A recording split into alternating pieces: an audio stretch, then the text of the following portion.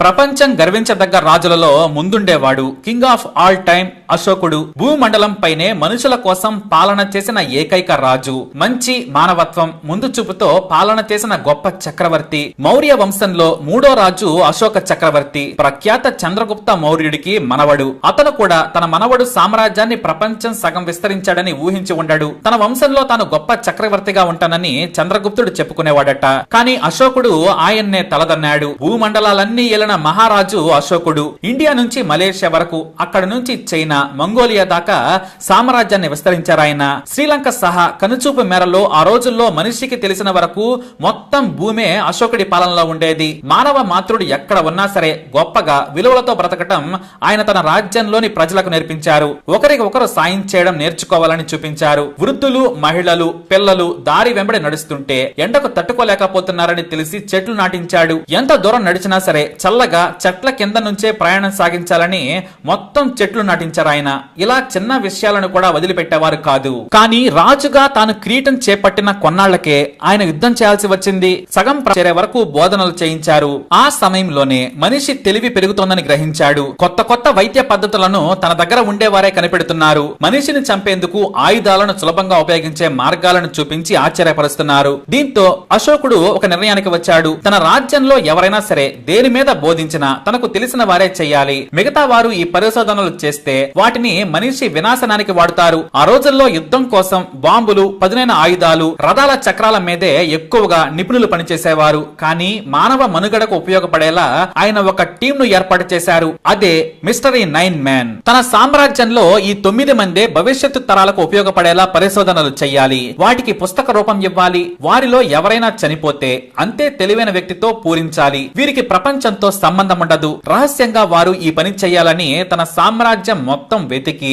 9 మందితో ఒక రహస్య కమిటీ వేశారాయన. వారికి నిధుల కొరత రాకుండా ప్రత్యేక ఆస్తుల మీద వచ్చే లాభాలను వారికి చేరేలా ఏర్పాటు చేశారు. సకల సౌకర్యాలు కల్పిస్తూ పరిశోధనకు పురిగొలిపారు. అలా 9 మంది ఎన్నో పరిశోధనలు చేసి 9 పుస్తకాలు రాశారు. ఇక అశోకుడు బ్రతికి ఉన్నంత వరకు వాటిని ఆయనే పర్యవేక్షించారు. జనం కోసం ఉపయోగపడే వాటిని వెంటనే అమలు చేశారు. వైద్యం నుంచి సేద్యం వరకు ఆయన ఏ కొత్త విషయాన్ని తన మిస్టరీ పరిశోధకులు కనిపెట్టినా అశోకుడు వాటి ఫలాలను ప్రజలకు అందించారు. అయితే తాను చనిపోయినా కూడా ఈ పరిశోధనలు ఆగకూడదు. ఎవరు చనిపోయినా వారి స్థానంలో అంతే తెలివైన వ్యక్తిని నియమించాలని, వారికి నిధుల కొరత రాకుండా సామ్రాజ్యంలో పావు వంతు నుంచి వచ్చే రాబడిని వారికి ఇచ్చేశారు. ఒకవేళ బయట నుంచి నిధులు ఆగిపోతే రీసెర్చ్ ఆగొద్దని టన్నుల కొద్దీ బంగారాన్ని, విలువైన వజ్రాలను కూడా ఇచ్చేశారు. అందుకే అశోకుడు చనిపోయినా కూడా దాదాపు కొన్ని వేల ఏళ్ల వరకు వాటి పరిశోధనలు సాగాయి. అలా మిస్టరీ టీం కనుమరుగయ్యే వరకు ఆ పరిశోధనలు సాగాయి. కానీ వాళ్ళు కనిపెట్టిన వాటిలో చాలా వరకు కనుమరుగయ్యాయట. కొన్ని పుస్తకాలు మాత్రం చరిత్రలో బయటపడ్డాయి. 1923లో ద 9 అన్నోన్ మెన్ అనే ఇంగ్లీష్ పుస్తకాన్ని రచయిత టాల్బాట్ ముండి రాశారు. అంతకు ముందే ఆయన ఈ మిస్టరీ సైంటిస్టులపై పరిశోధన కూడా చేశారు. అయితే అశోకుడు బ్రతికున్నంత వరకు స్వయంగా అశోకుడే వారు తమ టాలెంట్ ను ఉపయోగించి ఇచ్చిన పరిశోధన ఫలితాలను రాశారు. వాటి పత్రాలు చాలా కాలం అందుబాటులో ఉన్నాయి. ఈ 9 మంది 9 రకాల విషయాలపై పరిశోధనలు చేసి పుస్తకాలు రాశారు. వాటిలో ప్రొపగాండా ఒకటి. ఒక్క మనిషి ప్రాణం కూడా తీయకుండానే శత్రువును ఓడించే, ప్రజలను ఏమార్చే ప్రొపగాండా వార్ఫేర్ పై కూడా అశోకుడు తన అభిప్రాయాలను రాశారు. సైకలాజికల్ వార్ఫేర్ భవిష్యత్తును ఏలుతుందని తమ పరిశోధకులు రాసిన వాటిని చదివి ఆశ్చర్యపోయారట అశోకుడు. అయితే జూడో మార్షల్ ఆర్ట్స్ పై పరిశోధన చేసి వాటిని తమ ప్రియులకు నేర్పారు పరిశోధకులు. వాటిపై వారు రాసిన గొప్ప విషయాలు బయటకు లీక్ అయ్యాయి. వాటిని చైనా, టిబెట్ రాజులు ఫాలో అయ్యారు. అందుకే అక్కడ మార్షల్ ఆర్ట్స్ కు విపరీతమైన క్రేజ్ ఏర్పడింది. నాటి రాజులు కూడా ప్రతి సైనికుడికి ఈ విద్య నేర్పారు. ఈ మార్షల్ ఆర్ట్స్ మొత్తం అశోకుడు నియమించిన మిస్టరీ టీం రాసిన వాటి నుంచే పుట్టాయట.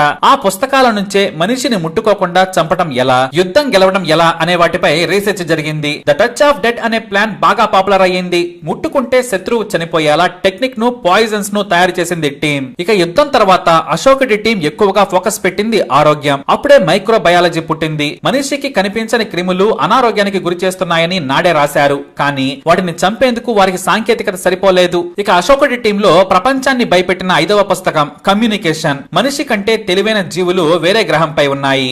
ఆ ఏలియన్స్ ఏదో ఒక రోజు భూమి మీదకు వస్తాయి, లేదా మనిషే వేరే గ్రహం దగ్గరకు వెళతాడని రాసుకొచ్చారు. ఇక 6వ పుస్తకం గ్రావిటీపై రాశారు. ఆ రోజుల్లోనే భూమికి ఏదో శక్తి ఉంది, అది కిందకు లాగుతుంది, లేదంటే శూన్య ఆకాశంలో మనం ఎలా నిలబడ్డామని అతేంద్రియ శక్తి పేరుతో వాళ్ళు కుశలంగా రాశారు. ఇక కాంతిపై పుస్తకం రాసిన వాటిపై విపరీతమైన గొడవలు జరిగాయట.